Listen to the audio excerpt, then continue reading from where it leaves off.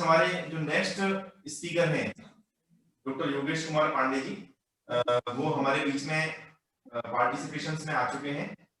Sir आपको आ रही है? डॉक्टर योगेश कुमार पांडे जी, सर आपको आवाज आ रही है? हाँ जी, आवाज आ रही है मुझे।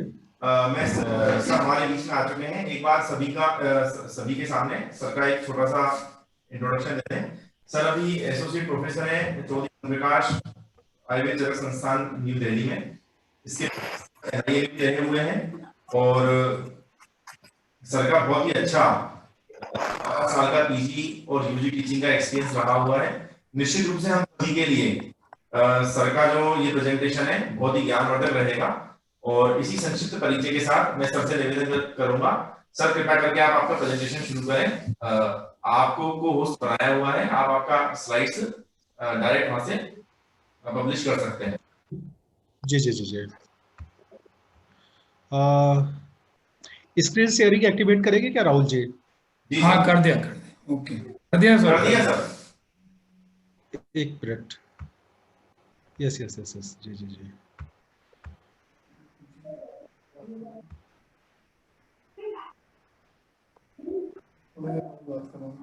या सभी को स्क्रीन दिख रही है? जी सर। जी। विश्व आयुर्वेद परिषद राजस्थान की सर अनम्यूट करिए सर आप अपने आप को।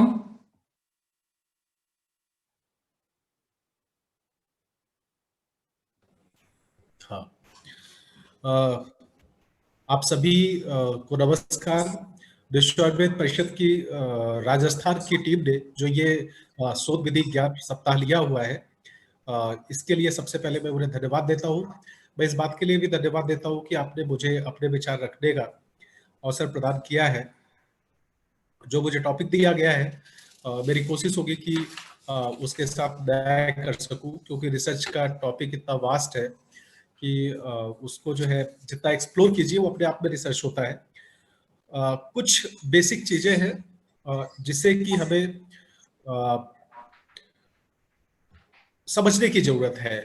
कुछ एक शंकाएं रहती है जिनको कि हम लोग एक्सपेरिमेंटल रिसर्च डिजाइन समझने से पहले कर ले तो अच्छा रहता है।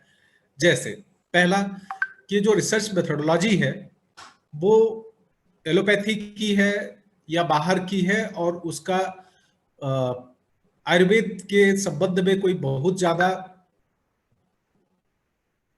तारतम्य नहीं बैठता है। तो मैं आपको बताऊं कि जो रिसर्च मेथोडोलॉजी है वो, जैसे हम लोग बोलते हैं कि बीपी इंस्ट्रूमेंट है, फिजिक्स केमिस्ट्री जूलॉजी बॉटनी, वो एलोपैथी की नहीं है। वैसे ही रिसर्च मेथोडोलॉजी जो है वो एक मेथोडोलॉजी है जिसमें कि मैथमेटिक्स का, मैथमेटिकल मॉडल्स का लेना देना है। उसका आयुर्वेद का और एलोपैथी से बहुत ज्यादा कोई ऐसा संबंध नहीं है। दूसरा कि रिसर्च मेथोडोलॉजी भारतीय ज्ञान परंपरा में कोई नई चीज नहीं है। जैसे एक छोटा सा उदाहरण देता हूं मैं आपको कि आज तक दुनिया में जितने भी ट्रायल होते हैं उसमें हम लोग 95% कॉन्फिडेंस इंटरवल लेते हैं, या ऐसा लेते हैं कि अगर 0.05 से ज्यादा सिग्निफिकेंट है तो वो ट्रायल का जो रिजल्ट है वो सिग्निफिकेंट माना जाएगा। अब आप याद कीजिए कि हम लोग सामान्य बोलचाल की भाषा में भी एक वाक्य प्रयोग करते हैं कि 19-20 का अंतर होगा। तो ये जो 19-20 का अंतर है, अगर आप इसको कैलकुलेट करें तो 1/20 that turns out to be 0.05।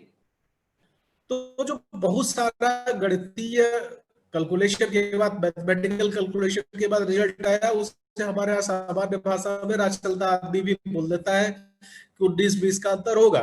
मतलब अगर 19 difference is greater than that then it is a significant difference. तो इससे आप समझ सकते हैं कि भारत में शोध की परंपरा, ज्ञान की परंपरा वो कितनी प्रभावशाली रही है कि एक सामान्य जनमानस को भी पता है कि 19-20 का अंतर हो तो वो अंतर नहीं होता है।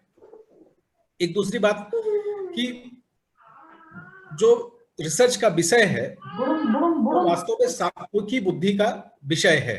सात्विकी बुद्धि का मतलब क्या है कि किस कार्य में प्रवृत्त होना है, किस मात्रा में प्रवृत्त होना है, कितना किस कार्य में मतलब निवृत्ति कैसी है और किस मात्रा में है, कौन सा कार्य करना चाहिए, कौन सा नहीं करना चाहिए। ये जो विषय है सात्विकी बुद्धि के, वही रिसर्चर के विषय है। अगर आप इनमें भेद नहीं कर सकते हैं तो अच्छा शोध हो नहीं सकता है। रिसर्चर की बात करें तो श्रीमद् भगवद गीता का एक श्लोक मुझे याद आ रहा है, निर्माण मोहा जित शब्द दोषा निवृत्त कामा सर्वारंभ परित्यागी। तो एक रिसर्चर के लिए जरूरी है कि उसका अपना कोई मान ना हो, मतलब पहले से कोई अवधारणा बना के चलना वो उसके लिए ठीक नहीं है। मोहा मतलब अज्ञान पूर्वक अगर आप शोध में प्रवृत्त हो रहे हैं, उसके पहले का बैकग्राउंड डेटा आपने नहीं इकट्ठा किया है, बैकग्राउंड स्टडीज नहीं की है, तो उसका कोई मतलब नहीं है। अगर आपकी रिजल्ट को लेकर के आसक्ति है तो भी क्या कहते हैं, आपके रिसर्च का कोई मतलब नहीं है। और इसी तरह से आप रिजल्ट पॉजिटिव आएगा या निगेटिव आएगा, इसके बारे में विनिवृत्त काम हो जाए, तब आप रिसर्च कर सकते हैं। सर्वारंभ परित्यागी मींस कि जब आपने शुरू किया, जो भी हाइपोथेसिस लेके शुरू किया, जरूरी यह है कि रिसर्च के अंत में अगर वह उस तरह से नहीं परिलक्षित होती है तो उसका त्याग करने में भी आपको संकोच नहीं होना चाहिए। जब हम लोग रिसर्च डिजाइन की बात करते हैं तो किसी भी रिसर्च के जो कंपोनेंट्स हैं उन्हें आप समझने का प्रयत्न करें तो एक तो है सब्जेक्ट, मतलब पर्सन्स जिनके ऊपर आप रिसर्च करते हैं, और उनके ऊपर आप क्या करते हैं, तो दो चीजें करते हैं। पहली तो सैंपलिंग करते हैं और दूसरा ग्रुप एलोकेशन करते हैं। ये ग्रुप एलोकेशन दो तरीके से हो सकता है, रैंडमाइज्ड हो सकता है और नॉन रैंडमाइज्ड हो सकता है। स्टडी या तो आप एक ग्रुप में करेंगे या दो ग्रुप में करेंगे या मल्टीपल ग्रुप में करेंगे, यही तीन ऑप्शन है। तो जहां पे सिंगल ग्रुप होती है वो नॉन कंट्रोल ट्रायल्स होते हैं, और जहां पे एक कंपैरेटर चाहे इक्विवेलेंस के रूप में या प्लेसिबो के रूप में या स्टैंडर्ड ट्रीटमेंट के रूप में अवेलेबल होता है, उसे हम लोग कंट्रोल ट्रायल कहते हैं। और जहां पे जो भी आपने सैंपल सेलेक्ट किया उसकी पॉपुलेशन को आप दो या दो से ज्यादा ग्रुप्स में, रैंडमाइजेशन के अलग अलग टेक्निक है जो आगे आपको निश्चित रूप से कोई ना कोई वक्त लेंगे, उस विधि से आप अलग अलग ग्रुप्स में डिवाइड करते हैं तो उसे आप रैंडमाइज्ड बोलते हैं। इसके बाद एक दूसरा फैक्टर है जो एक्सपेरिमेंटल डिजाइन को डिसाइड करता है, उससे हम लोग बोलते हैं वेरिएबल, जिससे कि आपका डेटा जनरेट होता है। और दो तरह का हो सकता है, डिपेंडेंट वेरिएबल होता है, मतलब जो परिवर्तनशील है। इंडिपेंडेंट का मतलब जो पूरे ट्रायल के दौरान सेम रहता है। और एक दूसरे तरह का डेटा है जिसे हम लोग आउटकम मेजर बोलते हैं, जिस पर कि आप लोग जिस डेटा पे पूरा स्टैटिस्टिकल एनालिसिस होगा। एक तीसरी चीज है वो है टाइम ऑफ ऑब्जर्वेशन और टाइम ऑफ इंटरवेंशन। ये दोनों चीजें महत्वपूर्ण है जो एक्सपेरिमेंटल रिसर्च डिजाइन को तय करती है। इसी तरह से लेवल ऑफ द इंटरवेंशन जो है वो इंपॉर्टेंट है। तो जब भी हम लोग रिसर्च डिजाइन के बारे में सोचेंगे तो इन 4 या 5 चीजें जो मैंने बताई, इसके बेस पर तय करेंगे कि किस तरह का डिजाइन हमें लेना है। डिजाइन का मतलब कि उस ट्रायल को कंडक्ट करने के लिए कितने ग्रुप बनाने हैं, उन पर ऑब्जर्वेशंस कब कब होना है, इंटरवेंशन कब होना है, डेटा कैसे कलेक्ट होगा, और अल्टीमेटली जो डेटा कलेक्ट होगा उसको हम लोग एनालाइज कैसे करेंगे। और इन सारी प्रक्रियाओं का जो उद्देश्य है वो या तो जो हम लोग का सामान्य विशेष का सिद्धांत है कि या तो उनमें समानता और विशेषता दिखाने का लक्ष्य होता है, या फिर जो कारण कार्यवाद है, कॉज एंड इफेक्ट रिलेशनशिप है, उसे इस्टेब्लिश करने के लिए हम लोग शोध में प्रवृत्त होते हैं। तो इस थोड़ी लंबी भूमिका लेकिन आवश्यक भूमिका के बाद हम लोग आगे बढ़ते हैं और समझने की कोशिश करते हैं कि एक्सपेरिमेंटल डिजाइन का मतलब, उसके भेद और अलग अलग भेदों के एप्लीकेशन कैसे होती है। तो जैसा मैंने आपको बताया कि एक्सपेरिमेंटल डिजाइन का मतलब है एक सॉलिड स्ट्रक्चर देना जिससे कि आप कॉज और इफेक्ट रिलेशनशिप को स्टैब्लिश कर सके। किनके बीच में? इंडिपेंडेंट जो परिवर्तनशील नहीं है और डिपेंडेंट जो परिवर्तनशील वेरिएबल है, उनके बीच में। तो ये बेसिक पर्पज है किसी भी एक्सपेरिमेंटल डिजाइन का। ये जो एक्सपेरिमेंटल डिजाइन है उन्हें बेसिकली 4 बड़े वर्गों में आप बांट सकते हैं। एक है प्री एक्सपेरिमेंटल, दूसरी है ट्रू एक्सपेरिमेंटल, तीसरी है क्वासी एक्सपेरिमेंटल और चौथी है स्टैटिस्टिकल। प्री एक्सपेरिमेंटल का सबसे पहले हम लोग समझेंगे कि एक्सपेरिमेंटल का एक सीधा मतलब है ऐसा ट्रायल जिसमें एक कंट्रोल ग्रुप है और सब्जेक्ट्स, मतलब जो उस ट्रायल के पार्टिसिपेंट्स है उनका जो ग्रुप एलोकेशन है वो रैंडमाइज्ड है। कहने का मतलब कि अगर ये 2 क्राइटेरिया कोई भी ट्रायल पूरा कर रहा है, नंबर 1 कि उसमें एक से ज्यादा ग्रुप है, मतलब 2, 3, 4 ग्रुप्स है। दूसरा कि जो उसमें पार्टिसिपेंट्स है उनको हमने रैंडम एलोकेशन किया है, तो उसको हम लोग बोलेंगे कि ये ट्रू एक्सपेरिमेंटल ट्रायल है।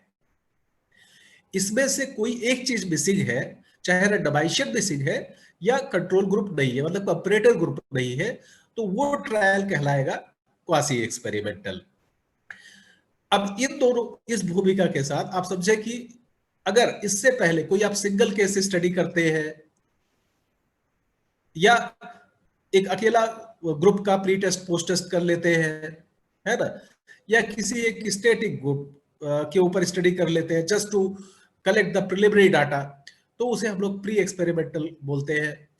और इसी तरह से अगर आपका जो डिजाइन है वो रैंडम एलोकेशन और कंट्रोल ग्रुप के बजाय स्टैटिस्टिकल मेथड को लेकर जैसे बेस्ड है, जैसे आप एक फैक्टर पे स्टडी कर रहे हैं या 2 फैक्टर पे स्टडी कर रहे हैं, जो जो इंटरवेंशन है उसका सीक्वेंस तय करके उस पर कर रहे हैं, या आप जो डेटा है उसको स्ट्रेटिफाई करके स्टडी कर रहे हैं, तो वो स्टैटिस्टिकल डिजाइन में आता है। कई बार इन चारों डिजाइन पे ओवरलैपिंग भी होती है, तो overlapping should not be the cause of the worry, लेकिन मोटा मोटा समझने के लिए इन चारों भेदों को समझना जरूरी है।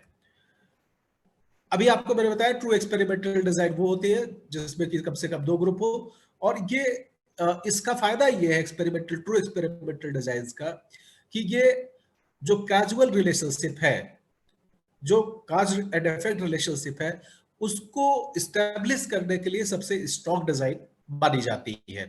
कहने का मतलब अगर आपको cause and effect relationship establish करना है तो उसकी एक प्रिलिमिनरी रिक्वायरमेंट है कि आपका ट्रायल ट्रू एक्सपेरिमेंटल ट्रायल होना चाहिए, और कहने का मतलब उसमें 2 से ज्यादा ग्रुप होने चाहिए या 2 ग्रुप होने चाहिए, और आपका जो ग्रुप लोकेशन है, सब्जेक्ट्स का लोकेशन है, वो रेंडमाइज्ड होना चाहिए। ऐसा क्यों, ये समझने की बात है। तो जब भी कोई रिसर्च डिजाइन प्लान की जाती है तो 2-3 चीजों का ध्यान रखना जरूरी। एक तो आपका ट्रायल बायस्ड नहीं होना चाहिए, दूसरा आपके ट्रायल में एरर्स नहीं होने चाहिए, टाइप 1 और टाइप 2 एरर्स नहीं होने चाहिए, जिसके बारे में कि दूसरे स्पीकर्स बात करेंगे, मैं उस डिटेल में नहीं जाऊंगा। तीसरा क्या है कि your trial should be free from internal and external threats. इसको संक्षेप में कहें तो इंटरनल थ्रेट क्या है? इंटरनल थ्रेट वो है जहां पे आपके सब्जेक्ट की कैरेक्टरिस्टिक्स या आपके डेटा कलेक्शन की विधि वो जो है आपके रिजल्ट्स को प्रभावित करती है। कैसे प्रभावित करती है कि अगर उसी ट्रायल को हम रिपीट करना चाहें तो सेम रिजल्ट्स नहीं आएंगे। तो that is the internal threat. External threat का क्या नुकसान होता है? वो पॉजिटिव हो या नेगेटिव हो, बट उनको जनरलाइज नहीं किया जा सकता है। मतलब एक बड़ी पॉपुलेशन पे उनको हम डुप्लीकेट नहीं कर पाएंगे। तो ये जो है क्या कहते हैं, ये ध्यान देने की बात है। उसके बाद फिर क्या कहते हैं, क्वासी एक्सपेरिमेंटल डिजाइन के बारे में बोला कि जो एक्सपेरिमेंटल डिजाइन है उसका नहीं है, या तो रैंडमाइजेशन नहीं होगा या कंट्रोल नहीं होगा। स्टिल इंपॉर्टेंट इसलिए है कि कई बार क्या कहते हैं, आपकी परिस्थितियां या आपका जो रिसर्च का एरिया है वो ऐसा नहीं होता जहां पे आप कंट्रोल ग्रुप क्रिएट कर सकते हो, या रैंडमाइजेशन पॉसिबल हो, तो उस स्थिति में प्रिलिमिनरी एविडेंस इकट्ठा करने के लिए आप क्वासी एक्सपेरिमेंटल डिजाइन भी प्लान कर सकते हैं, जिसमें या तो एक ही ग्रुप होगा या फिर दो ग्रुप होंगे लेकिन रैंडमाइजेशन नहीं होगा। तो ये हुआ। अब इसको ऐसे समझे, जो आपके सामने फिगर है इसको आप समझे कि एक ही ग्रुप है और उसी में प्री एंड पोस्ट डेटा इकट्ठा हो रहा है, तो that is totally non experimental group, जिसे हम लोगों ने प्री एक्सपेरिमेंटल स्टडी भी कहा। दूसरा क्या है कि जो दोनों ग्रुप है वो सेम पॉपुलेशन से नहीं डिराइव्ड है, मतलब रैंडमाइज नहीं है, और दोनों अलग अलग टाइप पे एलोकेट हो रहे हैं, एक ही पॉपुलेशन से डिराइव नहीं है। तो वहां पे कंट्रोल तो है क्योंकि एक कंपैरेटर ग्रुप आपके पास है, बट रैंडमाइजेशन नहीं है, तो ये क्वासी एक्सपेरिमेंटल डिजाइन हो गई। तीसरी देखें तो एक सिंपल, मतलब एक ही पॉपुलेशन से आपकी दोनों ग्रुप के पेशेंट्स जो है वो डिराइव हो रहे हैं, आ रहे हैं, और आप उन्हें कोई भी रैंडमाइजेशन की टेक्निक फॉलो करके ग्रुप एलोकेशन कर रहे हैं, तो उस कंडीशन में वो एक्सपेरिमेंटल है। और इसी डिजाइन को हम लोग रैंडमाइज कंट्रोल्ड क्लिनिकल ट्रायल्स भी बोलते हैं। रैंडमाइज्ड मतलब ग्रुप एलोकेशन का रैंडमाइजेशन है, कंट्रोल मतलब एक कंपैरेटिव ग्रुप्स है, क्लिनिकल मतलब वो ह्यूमन पर ट्रायल किया जा रहा है, और ट्रायल मतलब ये रिसर्च है, ट्रीटमेंट नहीं है। ठीक है, तो ये इसको अगर आप लोग सिंपली समझ लेंगे तो ये तीनों डिजाइन समझ में आ जाएगी। एक्सपेरिमेंटल डिजाइन की बात करें तो ट्रू एक्सपेरिमेंटल डिजाइन क्या है, तो सब्जेक्ट ग्रुप के हिसाब से देखें तो बिटवीन सब्जेक्ट्स डिजाइन एक हम लोग बोलते हैं, जिसमें कि दो अलग अलग पॉपुलेशन है और रैंडमाइजेशन किया गया है। रैंडमाइज्ड ब्लॉक डिजाइन का मतलब है एक ही पॉपुलेशन है लेकिन उसमें हम लोग छोटे छोटे ब्लॉक्स बना देते हैं या ट्रीटमेंट के ब्लॉक्स बना देते हैं, और उन ब्लॉक्स में हम पेशेंट्स को रैंडमली एलोकेट करते हैं। रिपीटेड मेजर्स डिजाइन, जिन्हें हम लोग विद इन सब्जेक्ट डिजाइन कहते हैं, ये इंपॉर्टेंट है समझना। कई बार आपके पास ग्रुप एक होता है लेकिन उसमें आप मल्टीपल ऑब्जर्वेशंस करते हैं, तो होता क्या है कि आपका पहला ऑब्जर्वेशन का जो डेटा सेट है वो दूसरे ऑब्जर्वेशन और तीसरे ऑब्जर्वेशन के डेटा सेट के साथ कंट्रोल का काम करता है। तो इस तरह से क्या कहते हैं जो है वो भी ट्रू एक्सपेरिमेंटल डेटा होता है। और इसी तरह से क्या कहते हैं, अगर हम नंबर ऑफ वेरिएबल्स की बात करें, मतलब कितने फैक्टर को स्टडी कर रहे हैं, तो फिर उसे हम सिंगल फैक्टर डिजाइन बोलते हैं। दो फैक्टर स्टडी कर रहे हैं तो टू फैक्टर डिजाइन है। थ्री फैक्टर अगर आप स्टडी कर रहे हैं तो उसे हम थ्री फैक्टर डिजाइन बोलते हैं। समझने की बात यह है कि जैसे हम लोग अपने आयुर्वेद के ट्रायल्स करते हैं तो कई बार हम लोग फैक्टर क्या है, फैक्टर का मतलब यह है कि जो एक चीज आप स्टडी करना चाह रहे हैं, जैसे मान लीजिए क्या कहते हैं, आपने एक ट्रीटमेंट का एक पार्टिकुलर सिम्टम पे इफेक्ट देखा तो वो सिंगल फैक्टर हो गई। आपके ट्रीटमेंट दो तरह के ट्रीटमेंट है तो वो टू फैक्टर डिजाइन हो गई, या दो पैरामीटर्स अगर आप लेके स्टडी कर रहे हैं तो टू फैक्टर डिजाइन हो गई। इसी तरह से थ्री और मल्टीपल फैक्टर डिजाइन हो सकते हैं। थ्योरेटिकल लिमिट कोई नहीं है कि आप कितने फैक्टर्स लेंगे, but scientifically and practically it is not possible to study more than three factors together. तो ये ध्यान देने की बात है। इसी तरह से अगर आप एक डिजाइन सेट करना चाह रहे हैं, एक ट्रायल प्लान कर रहे हैं, तो सबसे पहले क्या तय करने हैं, तो ये 6 सवाल हैं जिनका जवाब देना आपके लिए जरूरी है। सबसे पहले तो कि आपके पास कितने इंडिपेंडेंट वेरिएबल्स हैं, हर एक वेरिएबल में कितने लेवल हैं। जैसे मान लीजिए कि आपने एज का वेरिएबल लिया तो उसमें कितने लेवल्स आप चूज कर रहे हैं, 4 5 6 कितने भी, है ना। उसके बाद कितने ग्रुप्स रहने वाले हैं जिन पर आप स्टडी करेंगे, जो आपके ग्रुप्स हैं उनमें पेशेंट्स का एलोकेशन कैसे करेंगे और कितने पेशेंट्स डालेंगे। उसके बाद फिर आप जब ऑब्जर्वेशंस करेंगे तो उनकी फ्रीक्वेंसी क्या होगी, और टेम्पोरल मतलब टाइम सीक्वेंस क्या होगा, इंटरवेंशंस का जो ट्रीटमेंट आप दे रहे हैं, और मेजरमेंट्स का। तो अपने शुरू में ही मैंने ये इन बातों की भूमिका बनाई थी।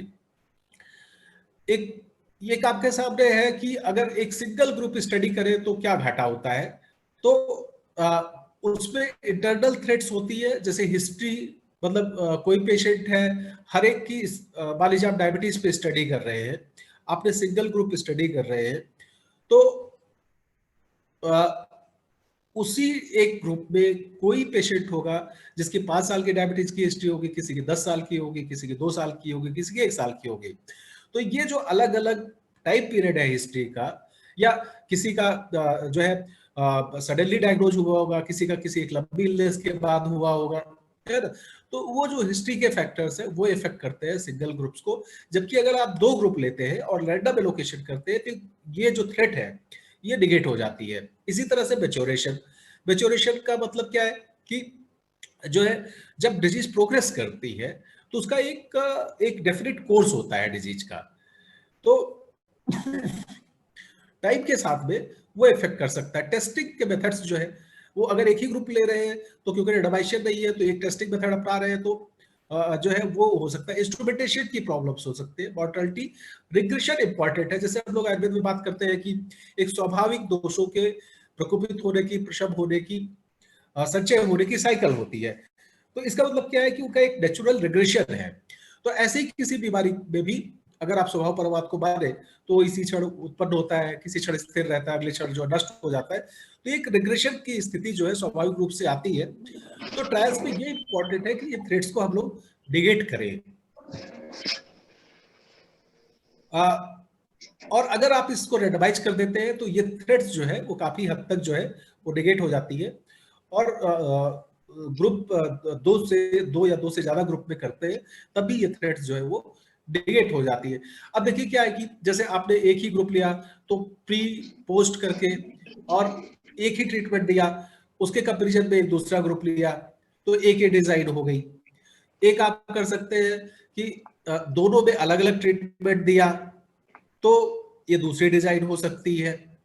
तो इस तरह से ये भी आप कर सकते हैं कि ट्रीटमेंट देने के पहले 2-3 ऑब्जर्वेशन आपने ले लिया, फिर ट्रीटमेंट मान लीजिए आप एक काज पे रिसर्च कर रहे हैं और आपके पास एक ड्रग है सीतोप्लानिचोड, और आपने पहले 3 बार ऑब्जर्व कर लिया अलग अलग टाइम पे, 2-2, 3-3, 4 दिन पे कि अगर उसको कोई दवाई नहीं दी जा रही है तो कोई इफेक्ट नहीं आ रहा है। फिर सडनली आप जो है सीतोप्लानिचोड देते हैं, उसके बाद ऑब्जर्वेशन करते हैं, है ना। और फिर आप देखते हैं क्या कहते हैं कि जो पहले के 3 डेटा थे, अगले डेटा में उसमें इंप्रूवमेंट देखने को मिल रहा है। फिर आगे आप उस इंटरवेंशन को कंटिन्यू कर सकते हैं या डिसकंटिन्यू करके आगे भी ऑब्जर्वेशंस ले सकते हैं। तो इस तरह से डिजाइन के बेस पर आप तय कर सकते हैं कि जो है अलग अलग क्या कहते हैं ग्रुप्स में और अलग अलग ऑब्जर्वेशन टाइप्स के हिसाब से अलग अलग डिजाइन हो सकती है। एक्सपेरिमेंटल डिजाइन की बात करें तो पैरेलल ग्रुप्स, जिसमें मैंने बताया कि 2-3 ग्रुप्स होते हैं, उनका ऑब्जर्वेशन का टाइम, इंटरवेंशन का टाइम सेम होता है, वो पैरेलल ग्रुप डिजाइन कही जाती है। दूसरा होता है विद इन पेशेंट कंपैरिजन होता है, और इसमें 3-4 तरह के डिजाइन हम लोग यूज करते हैं।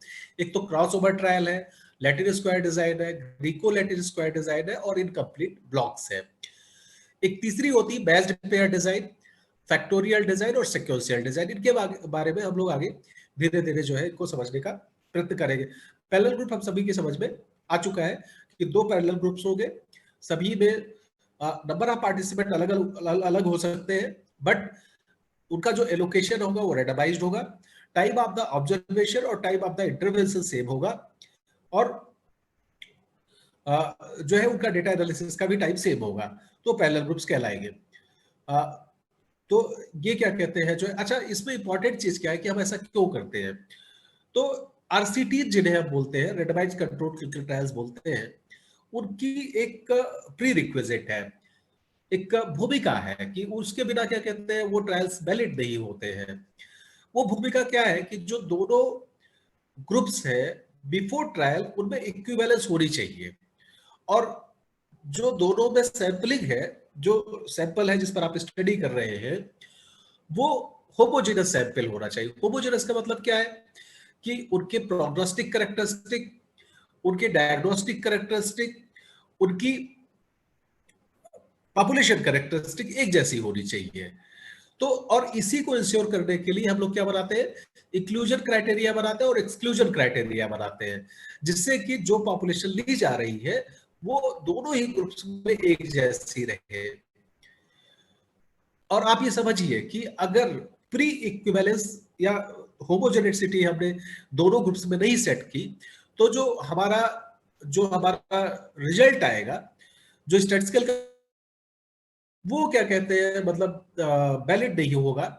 और इसीलिए एक लाइन हमेशा यूज की जाती है पैरेलल ग्रुप्स के केस में, रैंडमाइज्ड कंट्रोल क्लिनिकल ट्रायल्स में, कि efficacy of the statistical comparison is inversely proportional to the total variability of the groups. ये वेरिएबिलिटी क्या है? ये वेरिएबिलिटी क्या है? पॉपुलेशन कैरेक्टरिस्टिक का डिस्ट्रीब्यूशन है। और एक्चुअली क्या कहते हैं, अगर आप लोग को याद हो अपनी स्टैटिस्टिक्स की किताब से, तो हम लोग एक इन्वर्टेड बेल शेप बनाते थे, जिससे हम लोग गॉसियन डिस्ट्रीब्यूशन बोलते थे, नॉर्मल डिस्ट्रीब्यूशन बोलते थे। होता क्या है कि दो पॉपुलेशन ग्रुप हमने लिए, ट्रायल के शुरुआत में अगर आप उनके डिस्ट्रीब्यूशन का ग्राफ बनाएंगे, तो वो दोनों ग्राफ एक दूसरे पे सुपर इंपोज कर रहे होंगे, मतलब दोनों ही ग्रुप्स की पॉपुलेशन कैरेक्टरिस्टिक एक जैसी होगी। बट आफ्टर द इंटरवेंशन, जब फिर से आप उन्हीं कैरेक्टरिस्टिक का डिस्ट्रीब्यूशन करेंगे, तो वो ओवरलैप नहीं करेंगे, बल्कि एक दूसरे से डिफर करने लगेंगे डिस्ट्रीब्यूशन में। तो उसी को हम लोग स्टैटिस्टिकली कैलकुलेट करते हैं, और हम ये बोलते हैं कि जो है it has the statistically significant difference. तो अगर क्या कहते हैं, अनइवन जो प्रोग्नोस्टिक फैक्टर्स है उनका अनइवन डिस्ट्रीब्यूशन हो, एक जैसा डिस्ट्रीब्यूशन दोनों ग्रुप में नहीं हो, तो अल्टीमेटली जो भी रिजल्ट आप करेंगे, जो आपका रिजल्ट आएगा, स्टैटिस्टिक्स आएगा, वो जो है वैलिड नहीं होगा, उसका कोई मायने नहीं होगा, अगर आपने पैरेलल ग्रुप्स में रैंडमाइज्ड कंट्रोल्ड क्लिनिकल ट्रायल्स में होमोजेनिसिटी नहीं इंश्योर की है और बिफोर ट्रायल इक्विवेलेंस नहीं सेट किया है। तो ये जो है पैरेलल आरसीटी प्लान करते समय ध्यान देने वाली बात है कि कितनी अच्छी ऑपरेशनल डेफिनेशन आप बनाते हैं, कितना अच्छा इंक्लूजन क्राइटेरिया करते हैं, एक्सक्लूजन क्राइटेरिया करते हैं, कितनी ईमानदारी से पेशेंट्स का रैंडमाइजेशन करते हैं, और कैसे पॉपुलेशन कैरेक्टरिस्टिक्स तय करते हैं। विद इन पेशेंट ट्रायल का मतलब यह है कि जहां पे पेशेंट्स का सेट, वो उसका एक ऑब्जर्वेशन दूसरे ऑब्जर्वेशन से खुद ही कंट्रोल का काम करता है। खासियत इस विद इन पेशेंट ट्रायल्स की ये होती है कि एक ही पेशेंट पॉपुलेशन पहले एक ट्रीटमेंट रिसीव करती है, फिर दूसरा ट्रीटमेंट रिसीव करती है। सपोज कीजिए आप किसी पेशेंट का इलाज कर रहे थे, और जब शुरू में आया तो उसको खांसी थी, आपने एलादीवटी से इलाज शुरू किया, और आपने उसे शुरू के 7 दिन 10 दिन पहले तो ऑब्जर्व किया, उसके बाद फिर आपने खांसी के लिए एलादीवटी दी, फिर से ऑब्जर्व किया, 1-2 ऑब्जर्वेशंस किए, उसके बाद फिर से उसको सीतोपलादी छोड़ दिया, फिर से आपने 2-4 ऑब्जर्वेशन किए, अगली बार आपने उसको अगस्थैरित की किया, या पहले केवल एलादीवटी दे रहे थे, फिर एलादीवटी सीतोपलादी कर दिया, फिर एलादीवटी सीतोपलादी और अगस्थैरित की कर दिया। अब हुआ क्या कि 3 अलग अलग टाइप्स पर आपने 3 अलग अलग ट्रीटमेंट दे दिए और ऑब्जर्वेशन करने जा रहे हैं। तो हुआ क्या कि आपने 2 ग्रुप नहीं यूज किए हैं, लेकिन पहले के ऑब्जर्वेशंस दूसरे सेट ऑफ द ऑब्जर्वेशन के लिए कंट्रोल का काम करेंगे। तो यहां पे जो पॉपुलेशन ऑलरेडी होमोजेनाइज्ड है in terms of the distribution. तो ये समझने की बात है कि इस तरह से विद इन पेशेंट ट्रायल्स भी जो है वो ट्रू एक्सपेरिमेंटल ट्रायल्स हो जाते हैं, और क्योंकि आप इसमें बार बार जो है ऑब्जर्वेशन कर रहे हैं, तो एक सेट ऑफ द ऑब्जर्वेशन दूसरे के लिए कंट्रोल का काम करते हैं, इसलिए ट्रू एक्सपेरिमेंटल डिजाइन बोले जाते हैं। इसमें प्रॉब्लम इसमें जो है इसमें जो समझने वाली बात है वो ये है कि एक प्री रिक्विजिट है कि ये एजम्पशन होता है कि पेशेंट की जो कंडीशन है वो ओवर द टाइम स्टेबल रहने वाली है, मतलब जो डिजीज का कोर्स है वो सडनली बढ़ेगा नहीं, घटेगा नहीं, जो इफेक्ट आ रहा होगा वो केवल आपके इंटरवेंशन से आ रहा होगा, मतलब ये एजम्पशन है उस ट्रायल का। और नॉर्मली ये तब इफेक्टिव होता है अगर जो ट्रीटमेंट की ड्यूरेशन है वो बहुत प्रोलॉन्ग नहीं है। अदरवाइज अगर ट्रीटमेंट की ड्यूरेशन प्रोलॉन्ग होगा तो जो नेचुरल हिस्ट्री है डिसऑर्डर की, जो प्रकोप संचय प्रकोप प्रसव की हिस्ट्री है, वो क्या कहते हैं, एक टेम्पोरल वेरिएबल हो जाएगा, वो टेम्पोरल सीक्वेंस हो जाएगा, और हम ये नहीं तय कर पाएंगे कि जो इफेक्ट आ रहा है वो हमारे इंटरवेंशन के कारण से आ रहा है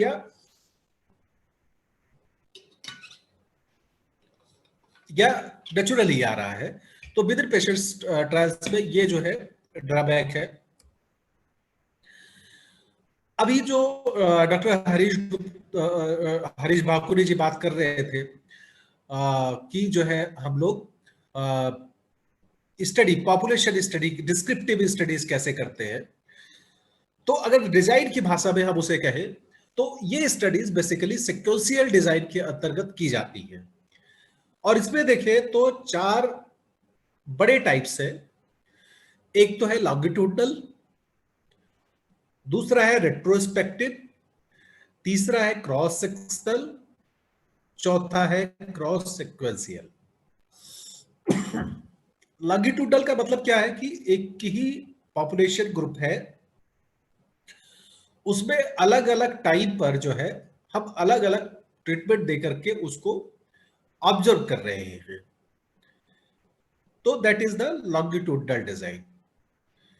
रेट्रोस्पेक्टिव का मतलब क्या है कि हमने एक पर्टिकुलर पॉइंट पर ट्रीटमेंट दिया, उसके बाद के इफेक्ट सॉरी उसके बाद के इफेक्ट को ऑब्जर्व किया, और on the basis of the memory at previous case report जो है हम जो है पहले का डेटा कलेक्ट करके फिर कंपेयर करते हैं। क्रॉस सेक्शनल का मतलब क्या है कि 2 ग्रुप्स हमने लिए, उनमें ट्रायल कभी भी शुरू किया होगा, इंटरवेंशन कभी भी सॉरी मतलब उनको ऑब्जर्वेशन कभी भी शुरू किया होगा, बट एक पर्टिकुलर टाइप पे इंटरवेंशन किया और उसके बाद उसके ऑब्जर्वेशंस किए। क्रॉस सिक्वेंशियल का मतलब यह है कि हम लोग 2 ट्रीटमेंट को सीक्वेंस में प्रयोग करेंगे, लेकिन 2 या 2 से ज्यादा ग्रुप्स में अलग अलग करेंगे।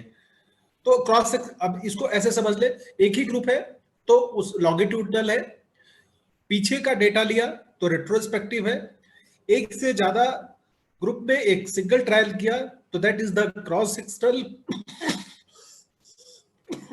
और अगर क्या कहते हैं 2 ट्रीटमेंट लिए और जो है उन पर 2 पार्टिकुलर टाइप्स में ऑब्जर्व किए तो वो क्रॉस सिक्वेंशियल कहा जाएगा।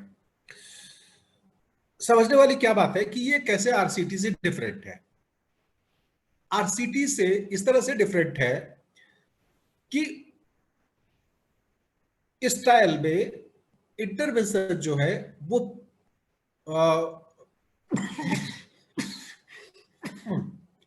प्री प्लान्ड नहीं है, बल्कि क्या कहते हैं जो है आप मतलब टाइम सीक्वेंस के हिसाब से जो है आप ट्रीटमेंट इंट्रोड्यूस कर रहे हैं। इनिशियली एक प्लान के तहत आपने नहीं किया है, बल्कि जो ग्रुप आपके पास अवेलेबल था उसी पर आपने क्या कहते हैं ट्रायल कर लिया है। उसी को इस तरह से बताया गया है कि सपोज कीजिए एक ट्रायल आप शुरू करते हैं और उसमें क्या कहते हैं एक पर्टिकुलर टाइप पे ऑब्जर्व करते हैं अलग अलग ग्रुप, तो वो क्रॉस सेक्शनल कहलाएगा। एक ही ग्रुप को अलग अलग टाइप पे ऑब्जर्व करते हैं तो कोहॉर्ट कहलाएगा। सॉरी 2 ग्रुप्स को करते हैं तो कोहॉर्ट कहलाएगा, और एक ही ग्रुप को अलग अलग टाइप्स पे अगर ऑब्जर्व करते हैं तो लॉन्गिट्यूडनल कंपैरिजन कहलाएगा। इन तीनों को अगर हम देखें कि इनके फायदे क्या है, नुकसान क्या है, तो लॉन्गिट्यूडनल में क्या है कि एक ही इंडिविजुअल या ग्रुप ऑफ द इंडिविजुअल में हम चेंजेस देख पाते हैं और एक डेवलपमेंटल एनालिसिस जो है वो कर सकते हैं। डिसएडवांटेज ये है कि ज्यादा पॉपुलेशन की जरूरत पड़ती है, इसलिए एक्सपेंसिव है, बहुत ज्यादा समय की जरूरत होती है, और क्योंकि टाइम ज्यादा होता है इसलिए पेशेंट्स के ट्रायल से निकल जाने के चांसेस ज्यादा रहते हैं। और अगर आप स्कोर्स यूज कर रहे हैं तो कई बार जो डेटा कलेक्शन का जो डेटा कलेक्शन का मेथड है उसके कारण से उसके कारण से जो है वो पेशेंट को मतलब वो जो आप मेथड यूज कर रहे हैं, टूल यूज कर रहे हैं, उसका प्रैक्टिस हो जाता है। तो कई बार उस कारण से जो डेटा आता है वो डिसिसिव नहीं होता है। और क्रॉस सेक्शनल की बात करें तो एक के ही समय पे अलग अलग पॉपुलेशन कैरेक्टरिस्टिक्स की आप स्टडी कर सकते हैं, बट ओवर द टाइम क्या चेंज आ रहा है ये स्टडी नहीं कर सकते हैं। सिक्वेंशियल की बात करें तो विद इन इंडिविजुअल और बिटवीन इंडिविजुअल दोनों जो है स्टडी हो सकती है। तो लॉन्गिट्यूडनल, क्रॉस सेक्शनल और सिक्वेंशियल डिजाइन जो है वो 3 तरह की डिजाइन है जो डिस्क्रिप्टिव एनालिसिस में आप यूज करते हैं। अब हम लोग आते हैं जो हम लोग जो है आरसीटी जिन्हें बोलते हैं, और मतलब सबसे पहले तो आरसीटी मैंने बताया कि रेंडमाइज कंट्रोल क्लिनिकल ट्रायल है जिसमें रेंडमाइजेशन होता है, एक से ज्यादा ग्रुप होते हैं।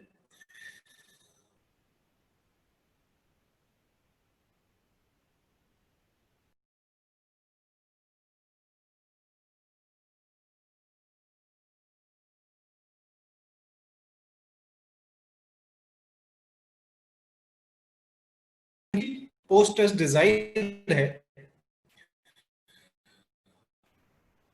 और इसमें देखिए तो क्या एक ऑब्जर्वेशन है, एक ट्रीटमेंट है और पोस्ट ऑब्जर्वेशन। एक बार आपने पहले लिया, ट्रीटमेंट दिया, दोबारा ऑब्जर्व किया, this is the one group.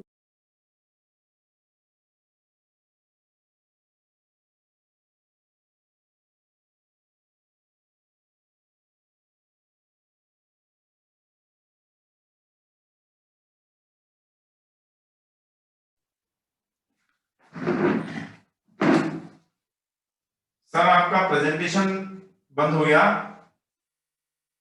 Sir आप सुन पा रहे हैं? डॉक्टर विनोद गौतम जी प्लीज एक बार देखिए सर कनेक्टेड तो है।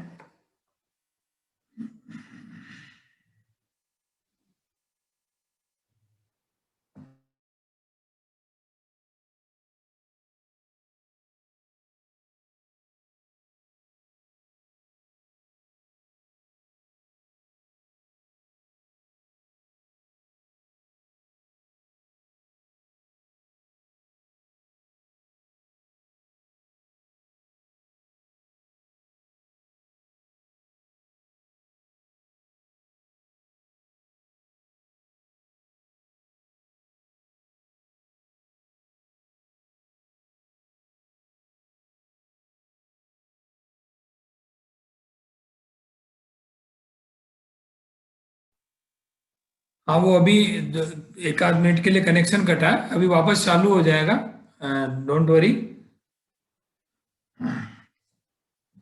जब तक मैं आपसे सभी पार्टिसिपेंट्स को ये कहना चाहूँगा कि अभी जस्ट इनके सर के लेक्चर के बाद, कल्याण मंत्र के बाद, जो national institute of Ayurveda Jaipur और MMM government Ayurveda college Udaipur से जो फैकल्टी मेंबर्स या स्कॉलर्स जुड़े हुए हैं, वो कल्याण मंत्र के बाद 10 मिनट तक और थोड़ा जुड़ने का उनसे आग्रह रहेगा, ताकि अपन एक इंटरेक्टिव सेशन आपस में परिचय का कर सकें, ऐसा मेरा आग्रह है।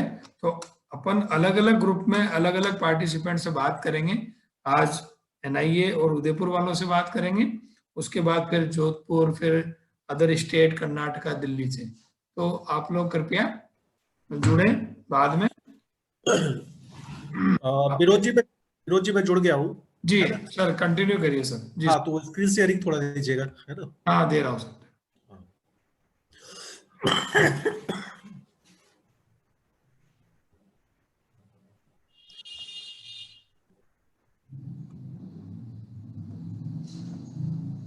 ओके कंटिन्यू करिए। जी जी सर।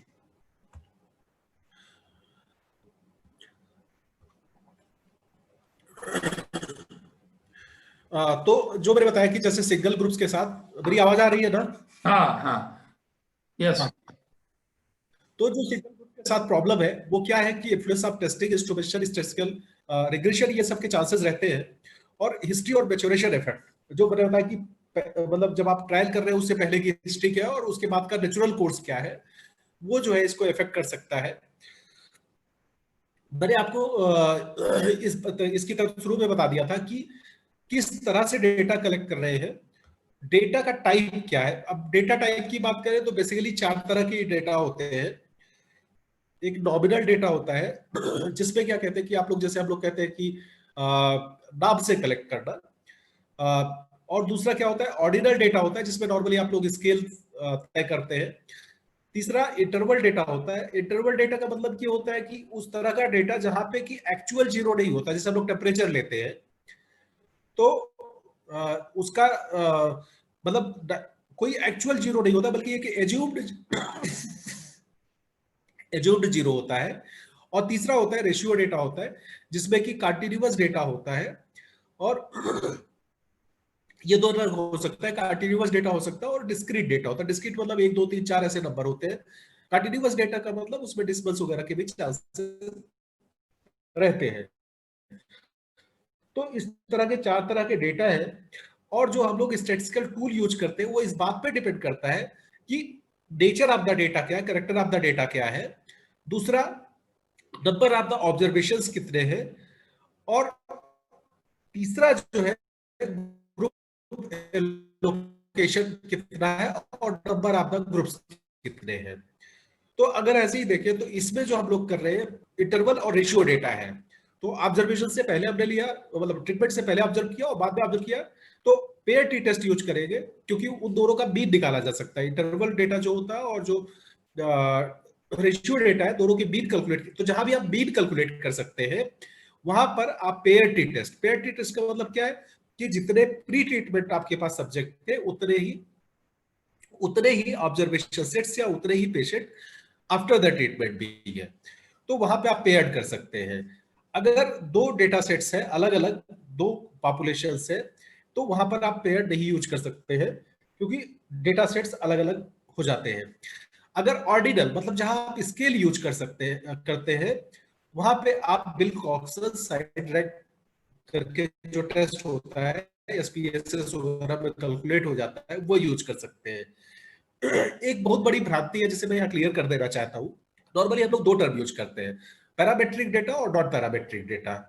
और कई बार हम लोग ऐसे सोचते हैं कि पैरामेट्रिक मतलब क्वांटिटेटिव डेटा और नॉन पैरामेट्रिक मतलब क्वालिटेटिव डेटा, जबकि ऐसा नहीं है।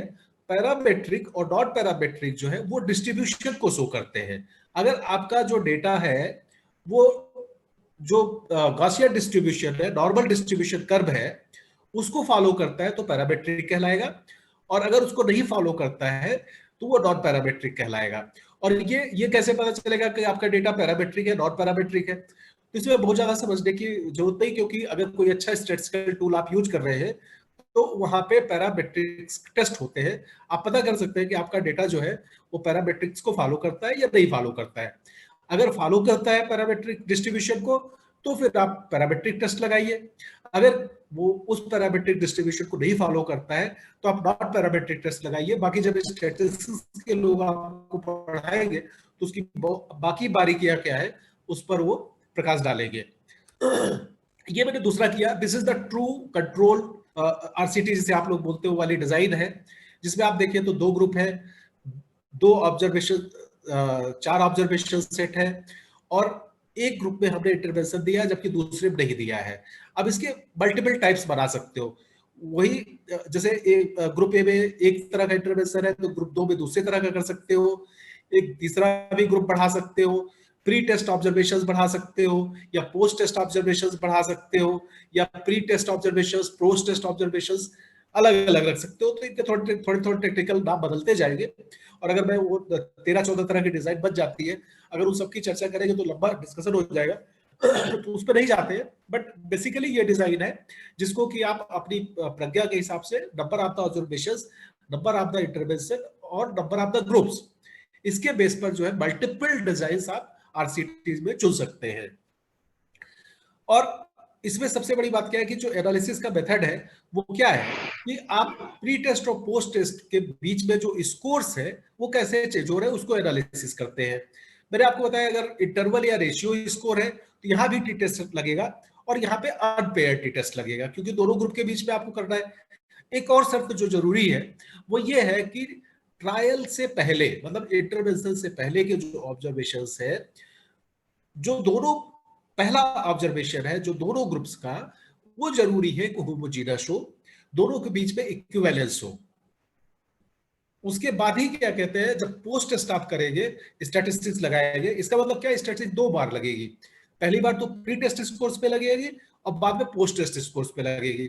अगर प्री टेस्ट आपने किया और उसमें जो टी टेस्ट है या one way analysis of variance है, वो स्टैटिस्टिकली सिग्निफिकेंट डिफरेंस नहीं है, और जब पोस्ट टेस्ट आपका जो डेटा है उस पर ये टेस्ट लगाते हैं, उसमें सिग्निफिकेंट डिफरेंस आता है, तो वो तय करेगा कि आपके दोनों ट्रीटमेंट या दोनों इंटरवेंशंस डिफर करते हैं। ये ध्यान देने वाली बात है। और अगर क्या कहते हैं इसमें जो है, अगर ऑर्डिनल डेटा है और 2 ग्रुप है तो बैन व्हिटनी टेस्ट लगाते हैं। और अगर दो अगर क्या कहते हैं या रैंसम टेस्ट लगा सकते हैं। और अगर 2 से ज्यादा ग्रुप है, 3 ग्रुप है, 4 ग्रुप है, तो वहां पे क्रॉसकॉल बैलिस टेस्ट लगेगा।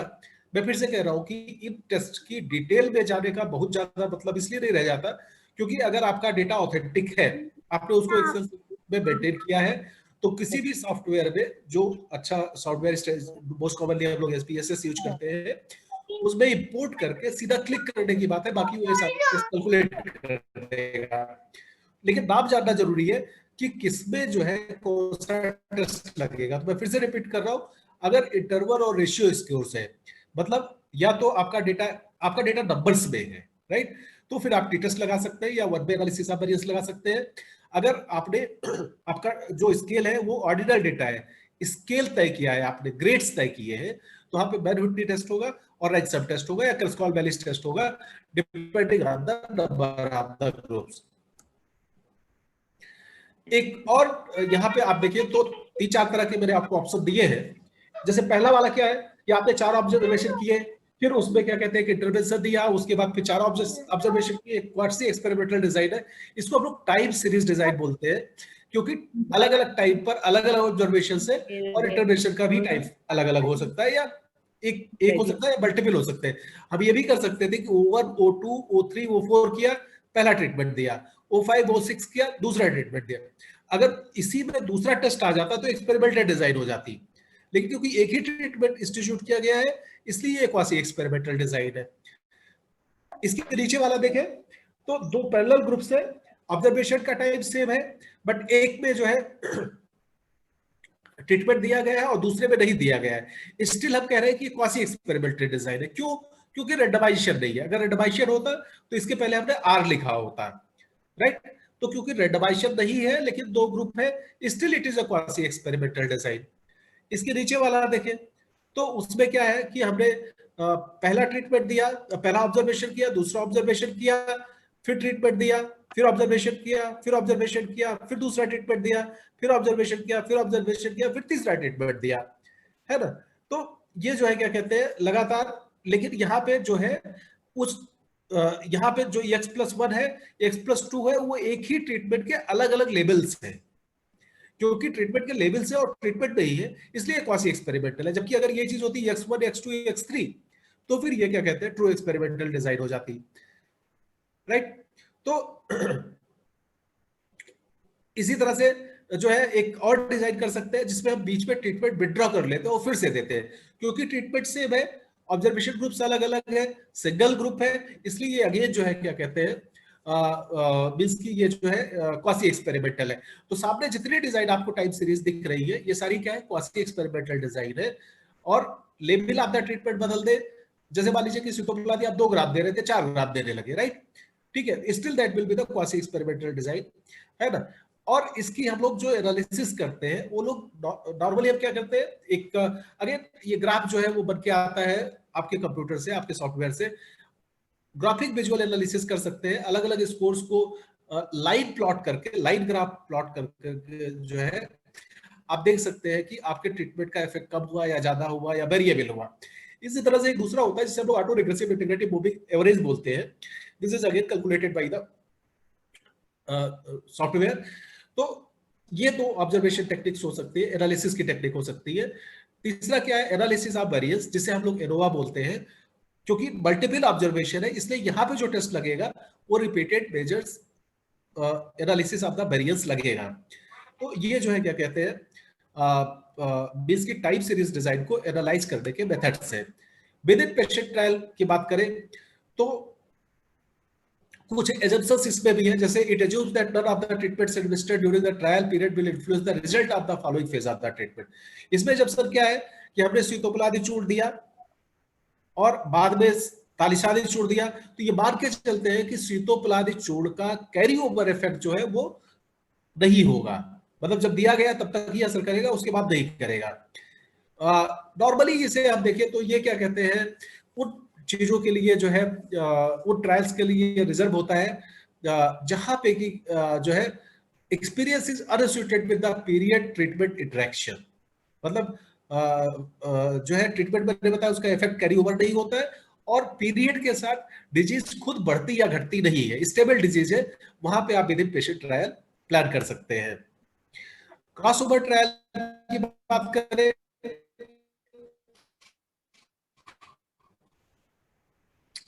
तो क्रॉसओवर ट्रायल में क्या है कि आपके दो तरह के ट्रीटमेंट है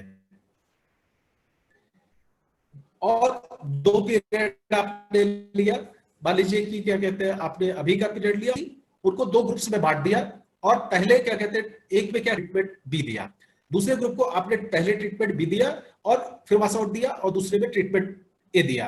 तो कहने का मतलब ट्रीटमेंट्स को आपने क्रॉसओवर कर दिया टाइम पीरियड के हिसाब से, तो फिर क्या कहते हैं इसे हम बोलते हैं क्रॉस ओवर ट्रायल, क्योंकि वही पेशेंट अलग अलग टाइम पे मतलब दो अब इसका उल्टा क्या होगा कि क्या कहते हैं जो मान लीजिए ग्रुप ए में हमने पहले ट्रीटमेंट ए दिया था, फिर ग्रुप ट्रीटमेंट बी दिया था और ग्रुप बी में ट्रीटमेंट बी पहले दिया था और ट्रीटमेंट ए बाद में दिया था, अगले फेज में क्या होगा कि ये उलट जाएगा और फिर दोनों को डेटा जो है वो कंपेयर होंगे, तो ये क्रॉसओवर ट्रायल कहलाएगा। लैटिन स्क्वायर डिजाइन की हम लोग बहुत बात करते हैं, तो जो इंपॉर्टेंट चीज है समझने की लैटिन स्क्वायर डिजाइन के बारे में वो ये है कि लैटिन स्क्वायर डिजाइन नॉर्मली जो है उन ट्रायल्स के लिए सुटेबल है जहां पे कि नंबर ऑफ द पार्टिसिपेंट और लेवल ऑफ द ट्रीटमेंट, मतलब टेस्टिंग कंडीशंस जो है वो सेम होती है। तो इसलिए इसमें लैटिन स्क्वायर हम लोग क्यों बोलते हैं, क्योंकि इसमें नॉर्मली जो है एक स्क्वायर बनता है, स्क्वायर का मतलब उसकी चारों साइड्स बराबर है, दैट मींस क्या कहते हैं कि उसकी हर एक आर्म में जितने लेवल्स है उतने ही पार्टिसिपेंट है, तो इसलिए हम लोग ऐसे बात करते हैं 2x2 का ट्रायल है या 3x3 का ट्रायल है, 4x4 का ट्रायल है, तो because square is involve, number of the participant and number of the testing conditions are same, that's why it is known as the Latin square design। जो मैंने बताया आपको कि number of the subject is equal to the number of the treatment, each subject successively receives the treatment, मतलब अगर 4 treatment है A B C D और 4 ही participant है 1 2 3 4, तो क्या होगा पहला वाला रिसीव करेगा A B C D, तो हो सकता है दूसरा वाला रिसीव करे B C D A, but treatment same रहेंगे और केवल सीक्वेंस ऑफ द ट्रीटमेंट क्योंकि अलग है इसलिए क्या कहते हैं जो है वो स्क्वायर बन रहा है। आयुर्वेद की फील्ड में देखें तो मैं आपको एक एग्जांपल देता हूं कि जैसे आप सपोज कीजिए कि आचार्यों ने कैसे तय किया होगा कि पहले स्नेहर करना है, फिर स्वेदन करना है, फिर वमन करना है, फिर विरेचन करना है, फिर बस्ती करनी है, राइट। और ये सीक्वेंस अगर उल्टा हो या बिगड़ जाए तो उसके क्या प्रभाव आते हैं। तो अगर ये वाली स्टडी उनको करनी थी, मान लीजिए 5 ट्रीटमेंट लेवल हो गए, स्नेहल स्वेदन वमन विरेचन बस्ती, राइट, और 5 पेशेंट्स पे दे रहे हैं, किसी को बस्ती पहले दे दी, किसी को विरेचन पहले दे दिया, किसी को वमन पहले दे दिया, अब पांचों ग्रुप में उसके इफेक्ट को जो है वो स्टडी की जाएगी। तो अगर आप ये सीक्वेंस की स्टडी करना चाहते हैं कि किस एक ट्रीटमेंट सीक्वेंस, ट्रीटमेंट प्रोटोकॉल कैसे काम करता है और उसमें ट्रीटमेंट का अलग अलग ट्रीटमेंट्स का सीक्वेंस क्या होना चाहिए, तो उसके लिए लैटिन स्क्वायर डिजाइन जो है वो परफेक्ट डिजाइन है, लेकिन ऑब्वियसली इसमें एथिकल इश्यूज इन्वॉल्व हो सकते हैं, राइट। तो क्या कहते हैं लैटिन स्क्वायर डिजाइन उन कंडीशंस में इफेक्टिव है जहां पे आपके नंबर ऑफ पार्टिसिपेंट्स और number of the treatment same है। अगेन अब आप पूछेंगे स्टैटिस्टिक्स कौन लगेगा, तो statistics does not depend on the कि नंबर ऑफ द ट्रीटमेंट और number of the subjects, rather it depends on the number of the observations. तो 5 ऑब्जर्वेशन कर रहे हैं, 5 ग्रुप में कर रहे हैं, दैट मींस क्या कहते हैं कि आपके पास मल्टीपल ऑब्जर्वेशंस हो गए, मल्टीपल ग्रुप्स हो गए, तो यहाँ पे एरोवा टेस्ट लगता है।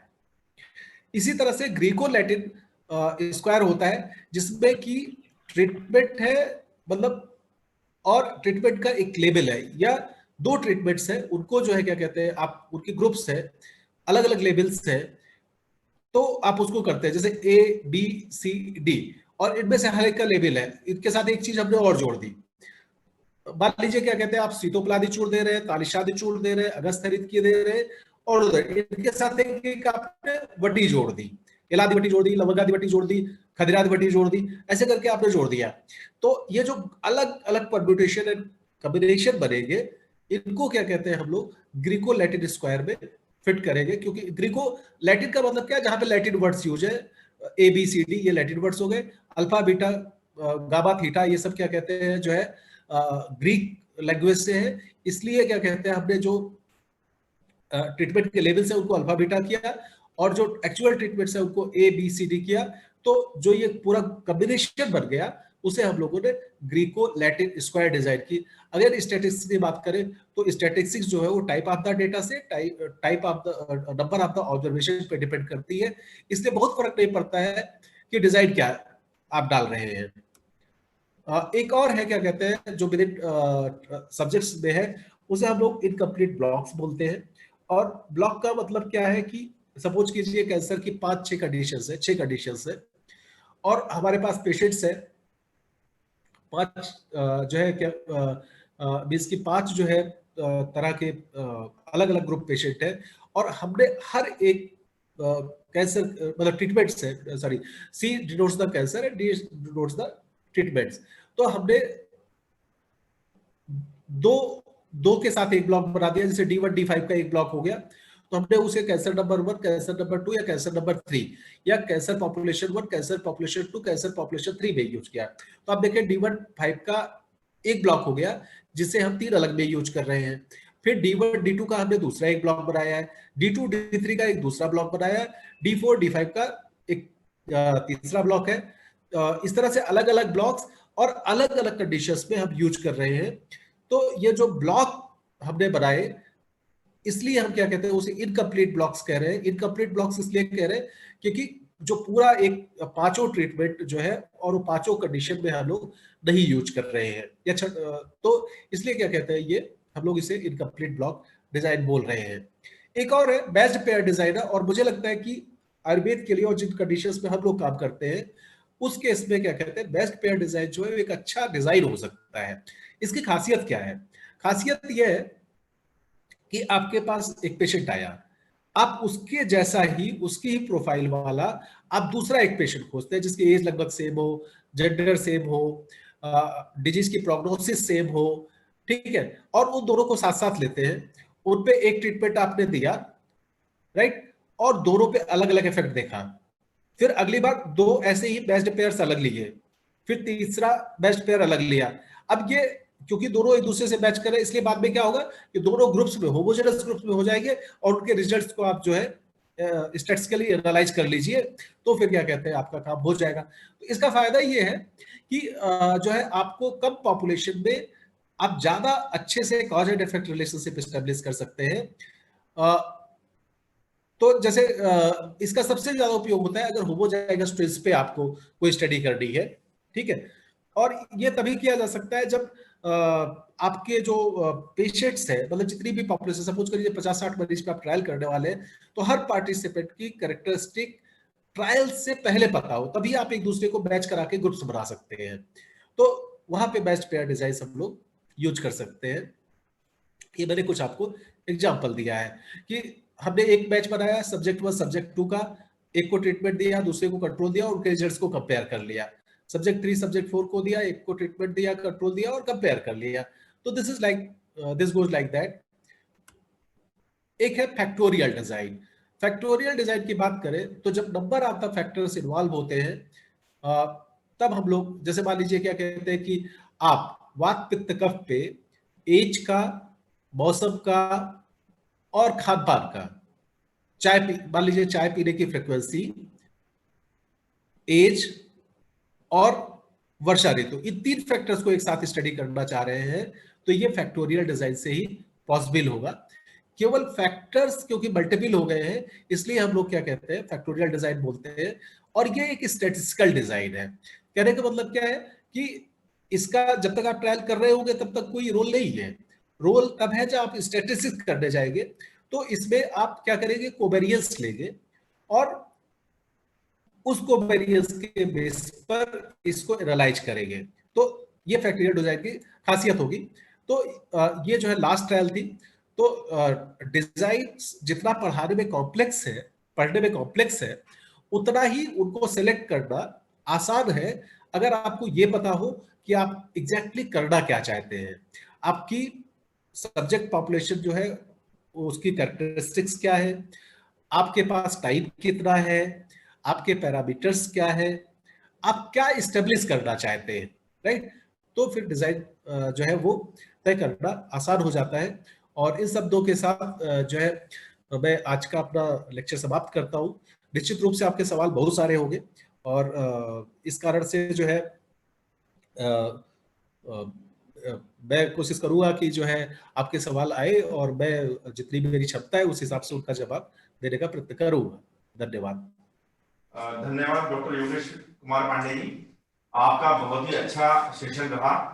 सभी को मुझे लगता है इस सेकंड सेक्शन में तो सुनने को या ऑडियो विजुअल इसमें कहीं प्रॉब्लम नहीं आई होगी। आपका बहुत ही अच्छा ज्ञान रहा, इसके लिए विश्व आयुर्वेद परिषद राजस्थान प्रांत की तरफ से आपको बहुत बहुत धन्यवाद। अब मैं डॉक्टर विनोद कुमार गौतम जी से निवेदन करूंगा कि वो अपने जो भी क्वेश्चन अभी चैट बॉक्स में आए हों वो कलेक्ट करके एक बार सदन के सामने रखें, और साथ ही दूसरे जो पार्टिसिपेंट्स हैं उनसे भी आग्रह है कि वो चाहे तो अपने आप को अनम्यूट करके भी क्वेश्चन फटाफट एक एक करके चैट बॉक्स में टाइप कर दीजिए। थैंक यू डॉक्टर योगेश जी, बहुत शानदार लेक्चर था। आपका स्वास्थ्य ठीक नहीं है फिर भी आपने पूरा लेक्चर दिया, इसके लिए आपका बहुत बहुत आभार। पार्टिसिपेंट्स डायरेक्ट अपना माइक अनम्यूट करके क्वेश्चन कर सकते हैं, डायरेक्टली क्वेश्चन कर सकते हैं आप।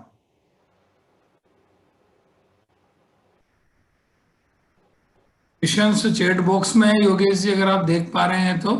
हाँ, मैं देखने की कोशिश कर रहा हूँ। हाँ, number of subject in each group, ये क्वेश्चन है एक। Is the essential to equal number of subject on each group? बिल्कुल जरूरी नहीं है, क्योंकि जब आप ग्रुप फॉर्म कर रहे होते हैं तो मतलब जब आप randomise control clinical trial plan कर रहे हैं, है ना, केवल उस स्थिति में या जो है जब आप मैच्ड पेयर कर रहे होते हैं उस स्थिति में इक्वल ग्रुप मतलब जरूरी होता है। पर ट्रायल के शुरू में मतलब अगर आपने 2 ग्रुप 3 ग्रुप प्लान किया है तो आप 20 की और आप रैंडमाइज कंट्रोल क्लिनिकल ट्रायल कर रहे हैं, राइट, तो जरूरी है। लेकिन अगर आपको ये पता है कि किसी ऐसी डिजीज पे काम कर रहे हैं जिसमें कि आप मान लीजिए प्लेसिबो और कंट्रोल दे रहे हैं, राइट, तो वहां पे आप जो है अपना एक ग्रुप पे नंबर कम कर सकते हैं, क्योंकि जो हम लोग स्टैटिस्टिक्स लगाने वाले हैं वो अनपेयर्ड टी टेस्ट लगाने वाले हैं, राइट। तो अनपेयर्ड टी टेस्ट में कोई ये बाध्यता नहीं कि दोनों ग्रुप में से पार्टिसिपेंट हो। लेकिन ये बात आप ये समझिए, ये मैं कह तो दे रहा हूँ। अब दिक्कत कहाँ आती है? दिक्कत ये आती है जब यही ट्रायल आप जो है लेकर के अपने संस्थान की आईआरसी में जाते हैं, आईईसी में जाते हैं, तो वहां वो इस चीज को नहीं एक्सेप्ट करते हैं। भले आप उनको कहते रहिए कि मैं अनपेयर्ड टी टेस्ट लगाऊंगा, है ना, बट नॉर्मली एक कॉन्सेप्ट है कि अगर आप रैंडमाइज कंट्रोल क्लिनिकल ट्रायल कर रहे हैं तो दोनों ग्रुप में जो है वो सेम होने चाहिए। सेम नहीं होने चाहिए, सफिशिएंट होने चाहिए। सफिशिएंट किस बात के लिए होने चाहिए? जो स्टैटिस्टिकल टेस्ट आप लगाने वाले हैं उसकी जो क्राइटेरिया है वो बीट करना चाहिए। जैसे मान लीजिए आप टी टेस्ट लगा रहे हैं तो 30 से ज्यादा पार्टिसिपेंट रहेंगे तभी तो आप टी टेस्ट लगा पाएंगे, है ना। तो केवल जो स्टैटिस्टिक्स आप लगाने वाले हैं उसके लिए जो मिनिमम क्राइटेरिया है उस पर होना चाहिए। और दूसरा क्या है कि जो आपने सैंपलिंग के टाइम पे सैंपल साइज कैलकुलेट किया था, है ना, उसके वो क्राइटेरिया बीट करना चाहिए। अदरवाइज क्या होगा कि आपका जो रिजल्ट है वो वैलिड नहीं माना जाएगा। तो बस इतना सा ध्यान रखिए। और बाकी क्या कहते हैं, आप एक में 30 रखिए, दूसरे में 60 रखिए, कोई बेटर नहीं है, बट मिनिमम जो क्राइटेरिया है वो बीट होना चाहिए। Okay, next one is what is black box design? हाँ, ब्लैक बॉक्स डिजाइन एक्चुअली ये अच्छा सवाल पूछा, मुझसे रह गया था, सॉरी, है ना। ब्लैक बॉक्स डिजाइन क्या है कि ये WHO रिकमेंड करता है नॉर्मली जो अल्टरनेटिव थेरेपीज है उनके लिए। ब्लैक बॉक्स डिजाइन देखें तो एक कॉम्प्लेक्स डिजाइन है और ये नेचुरल सेटिंग में की जाती है। और ब्लैक बॉक्स डिजाइन का मतलब है कि जैसे अभी हम लोग कोविड के पीरियड में कर रहे थे, तो कोई एक काढ़ा एक वैद्य यूज कर रहा है, कोई दूसरा जो है मतलब दूसरा काढ़ा यूज कर रहा है, तीसरा कोई रसौषधि दे रहा है, चौथा कोई पाउडर यूज कर रहा है। तो इस तरह की मतलब अलग अलग पॉपुलेशंस पे अलग अलग लोग जो है अलग अलग ट्रीटमेंट यूज कर रहे हैं। अब क्या होगा कि सबसे पहले जो बीस की ब्लैक बॉक्स में अगर आप लोग उसको एरोप्लेन से कंपेयर करें तो क्या होता है, पहले प्लेन क्रैश कर जाता है, बाद में आप उसका ब्लैक बॉक्स पूछते हैं, राइट। तो अगर उसी मतलब एग्जैक्टली नहीं बट उस सिमिली को देखें तो क्या है कि आपने अब सारी पॉपुलेशन की कैरेक्टरिस्टिक्स को पहले कैलकुलेट कर लिया, मतलब सबके ऑब्जर्वेशंस को रिकॉर्ड कर लिया, राइट। उसके बाद फिर क्या कहते हैं उसको कंपेयर कर लिया, बाद में फिर आप उसको डिस्क्लोज करने की कोशिश डिस्क्लोज करते हैं कि किसने मतलब किस पॉपुलेशन ग्रुप में जो है कौन सी मेडिसिन या कौन सा इंटरवेंशन लिया था या किसके ऊपर क्या किया गया था। उसके बाद फिर उस पर आप कंक्लूजन ड्रा करते हैं कि this particular set of the intervention या दिस पार्टिकुलर इसकी set of the treatment is more effective. तो समझ रहे कि मतलब आपका कोई प्री प्लान नहीं है, एक जनरल पॉपुलेशन में नेचुरल सेटिंग में ट्रीटमेंट दिया जा रहा है ना। और पहले आपने ट्रीटमेंट्स को ब्लाइंड कर दिया, सबसे पहले उसके ऑब्जर्वेशंस कलेक्ट कर लिए और उसके बाद फिर देन यू सी की क्या कहते हैं जो है ये है इसकी उसके रिजल्ट्स जो है कौन से ज्यादा इफेक्टिव है। तो इसलिए हम उसे ब्लैक बॉक्स डिजाइन बोलते हैं। तो ऐसा बोला जाता है कि जो आयुर्वेद की सेटिंग है उसके लिए ब्लैक बॉक्स डिजाइन जो है वो ज्यादा इफेक्टिव है। Now research on diagnostic tests. Research और डायग्नोस्टिक टेस्ट मेरा एक्सपर्टीज नहीं है, डॉक्टर पवन जी कल रहेंगे वो थोड़ा बताएंगे, लेकिन जितनी मेरी जानकारी उतना बता देता हूँ, है ना। रिजल्ट्स और डायग्नोस्टिक टेस्ट के लिए जो जरूरी चीजें हैं वो ये है कि व्हाट एवर डायग्नोस्टिक टेस्ट आप लेने जा रहे हैं, अब इसमें भी दो तीन चीज है। एक तो ये है कि मतलब सपोज कीजिए आप कोई ऐसा मार्कर ले रहे हैं जो उसमें कंटिन्यूअस डेटा कलेक्ट करते हैं, मतलब वो ट्रू टेस्ट है या फॉल्स है, राइट। तो इसमें क्या कहते हैं हम लोग कई स्क्वायर डिजाइन लगाते हैं और उसमें केवल ट्रू नेगेटिव्स फॉल्स पॉजिटिव्स ये होता है। तो रिलायबिलिटी, रिपीटेबिलिटी और वैलिडिटी, ये तीन चार चीजें होती है क्या कहते हैं, हाँ सेंसिटिविटी वो माने रखती है। और इनके इनकी बिल्कुल जो डायग्नोस्टिक टेस्ट है उनको टेस्ट करने का बिल्कुल अलग मैथमेटिकल मॉडल है जो क्या कहते हैं मतलब एक्सपेरिमेंटल डिजाइन पे नहीं बेस्ड होता है ना। वो मैथमेटिकल मॉडल्स है उसके लिए कि कितनी सेंसिटिविटी होनी चाहिए, कितनी जो है वो उसकी इसकी वैलिडिटी कैसे कैलकुलेट करेंगे, है ना। ये रिलायबिलिटी कैसे कैलकुलेट करेंगे। तो ये सारी चीजें कैलकुलेट करने के अलग अलग जो है फार्मूले हैं और कभी उस पर बात करेंगे उस पर, बट उस पर काम मैंने कम किया है। सिंगल ग्रुप में नंबर ऑफ सब्जेक्ट कितना लेना चाहिए? सिंगल ग्रुप में नंबर ऑफ सब्जेक्ट्स कितना लेना चाहिए?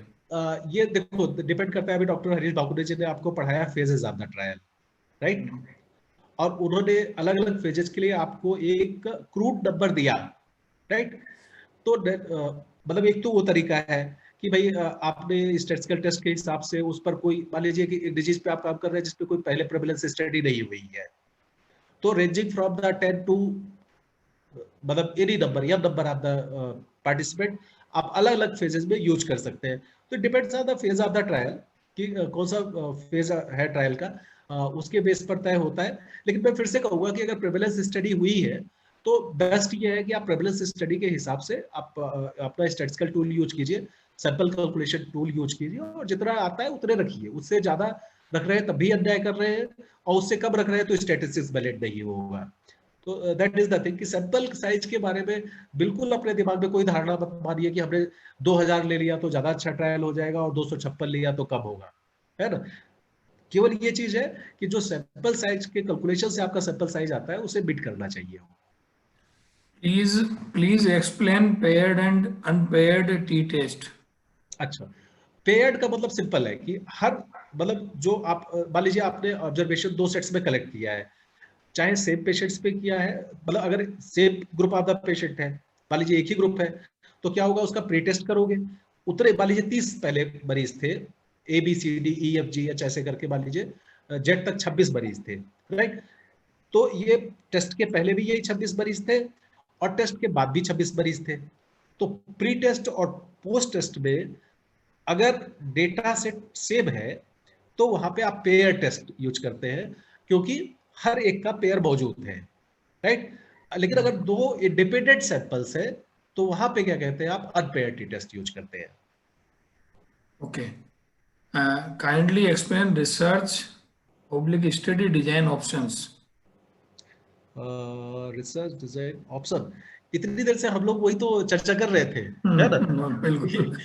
जो है ऑप्शंस में, मतलब आप देखो, मैंने बताया बेसिकली देखो तो तीन डॉक्टर पाटिल अनु क्या पूछना चाहते हैं, आप अनम्यूट करके पूछिए, क्योंकि ये तो पूरा सेशन ही हो चुका ना।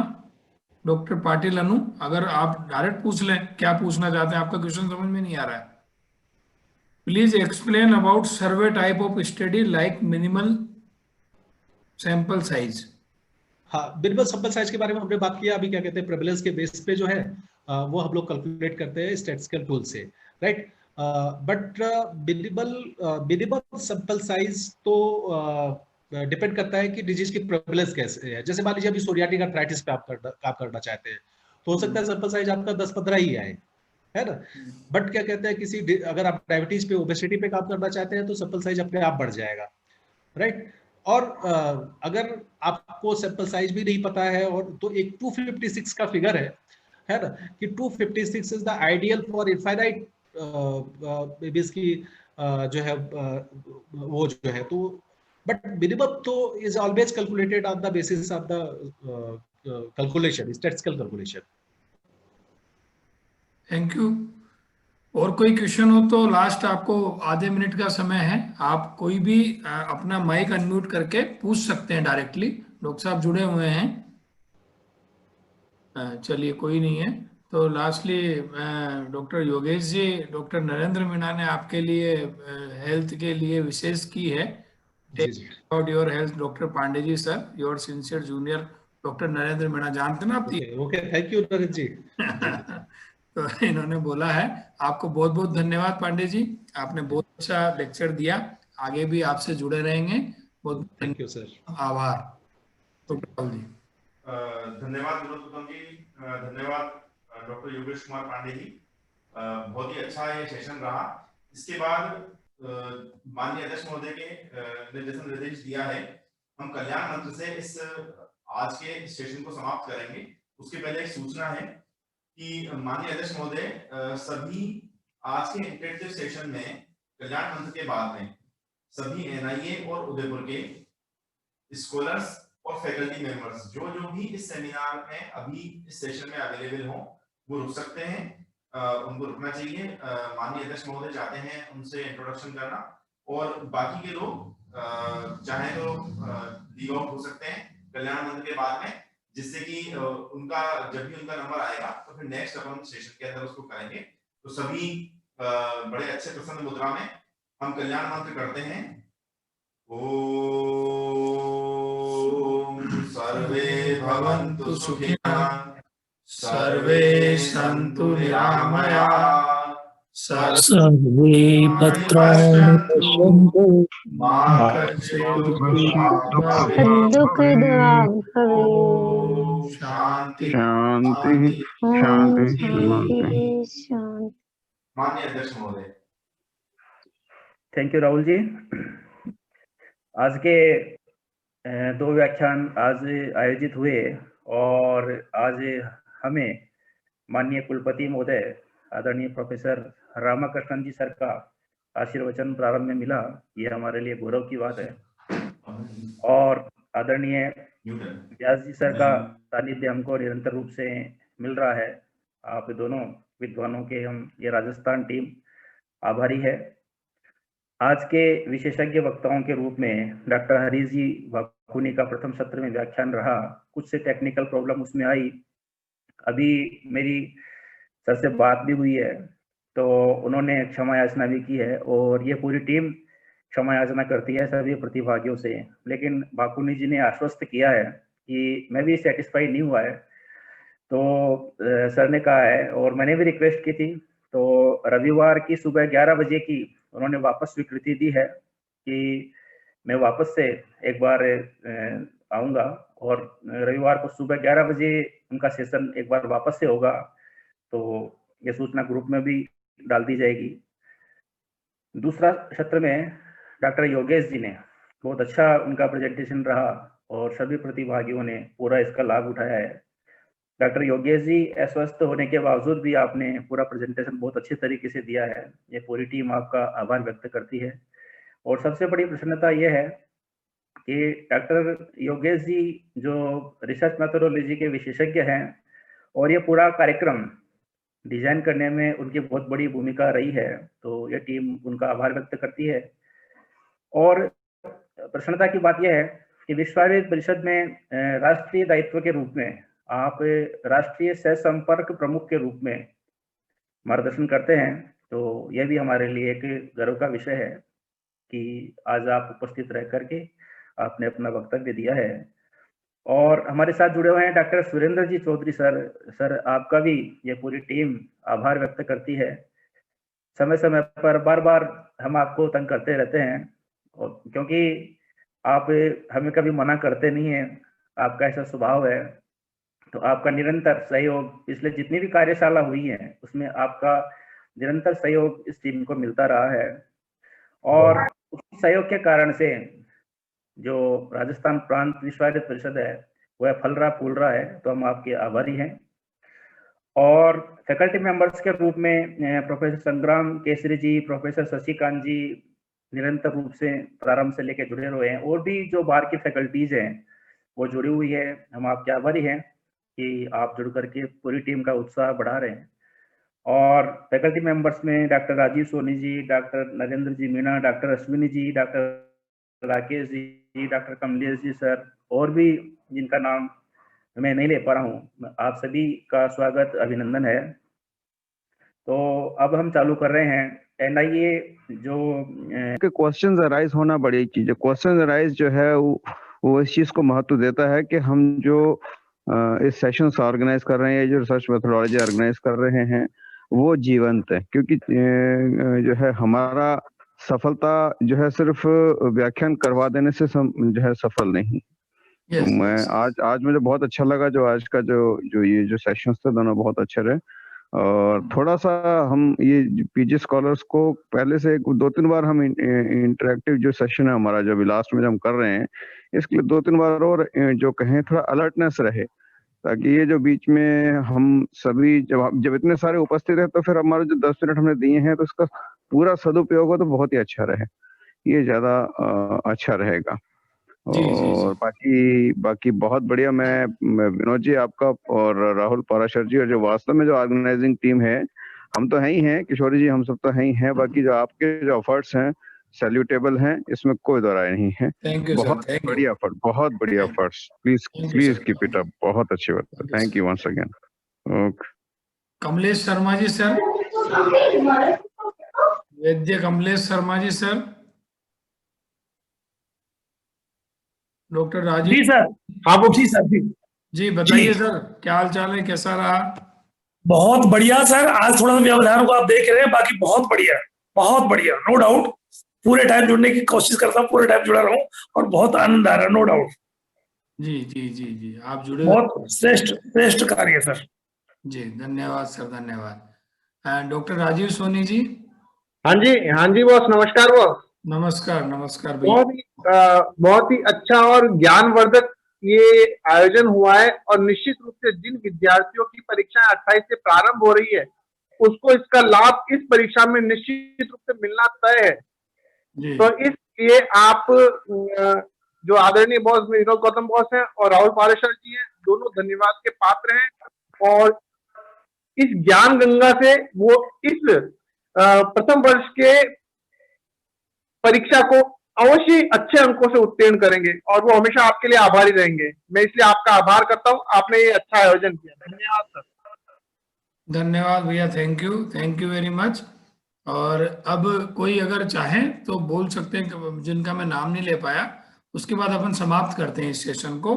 अपना टाइम भी आज थोड़ा हम समय पूर्वक बिल्कुल फिक्स टाइम पे चल रहे हैं, क्योंकि शुरुआत में थोड़ा लेट हो गया अपना। डॉक्टर शशिकांत जी नांदेड़ से फैकल्टी मेंबर्स हमारे, डॉक्टर शशिकांत जी एनाटॉमी से। शशिकांत बोस, यस। शशिकांत जी नांदेड़ से।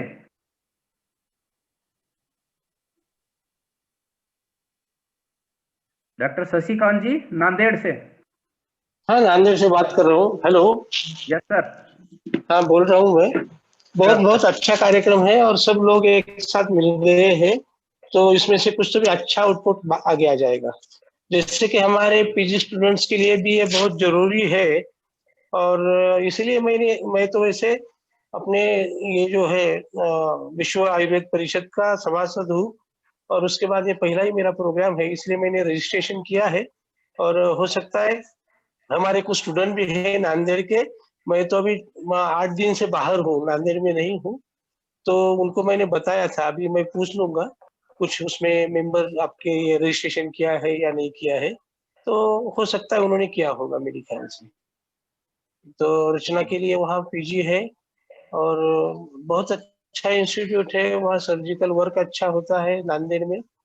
और हमारे जो 5 कॉलेज है महाराष्ट्र के, उसमें से अच्छा कॉलेज जैसे पोद्दार है, नागपुर का है, जलगांव में अभी नया कॉलेज बन गया है। एक बैच हमारी वहाँ हो गई, मैं डिप्यूट था 1 साल के लिए वहाँ, और अभी नांदेड़ में हूँ। अभी 8 दिन से तो मैं बाहर हूँ, इसलिए औरंगाबाद से बात कर रहा हूँ। धन्यवाद sir, thank you. Thank you sir. मोला जी आप